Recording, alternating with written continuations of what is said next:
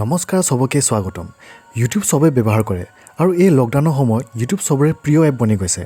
বহুতে ভিডিঅ' চাবলৈ ব্যৱহাৰ কৰে আৰু বহুতে ভিডিঅ' বনাই আপলোড কৰিবলৈ ব্যৱহাৰ কৰে। আজি এই ভিডিঅ'টোত আপোনালোকৰ প্ৰিয় এপটোৰ কিছুমান নজনা কথা ক'ম যোনটো আজিলৈ কোনো নাই কোৱা চাগে। আহক ভিডিঅ'টো আৰম্ভ কৰোঁ।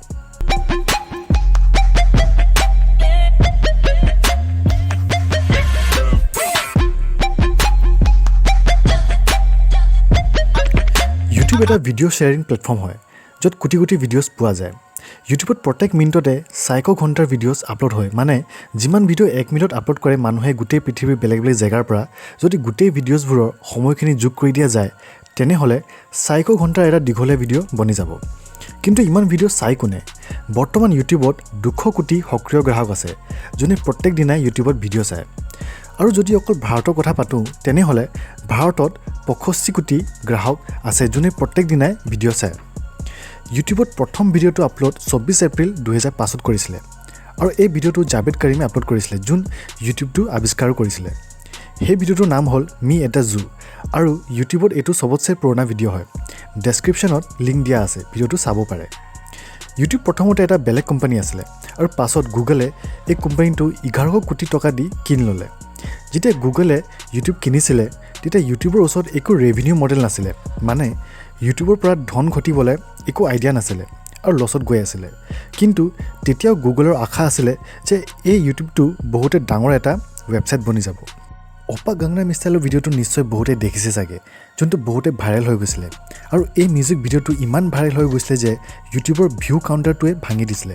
মানে আগতে ইউটিউবৰ মেক্সিমাম ভিউজ 2.1 বিলিয়নলৈকে দেখুৱাব পাৰিছিলে, কিন্তু এই গাংনাম ষ্টাইল ভিডিঅ'টোৱে সেই ৰেকৰ্ডটো ভাঙি দিলে আৰু ইয়াৰ কাৰণে ইউটিউব কোম্পানীয়ে গোটেই ইউটিউবৰ ছিষ্টেমটো আপডেট কৰিবলগীয়া হ'ল আৰু এতিয়া মেক্সিমাম 9 ট্ৰিলিয়ন ভিউজলৈকে স্ক্ৰীণত দেখুৱাব পাৰে।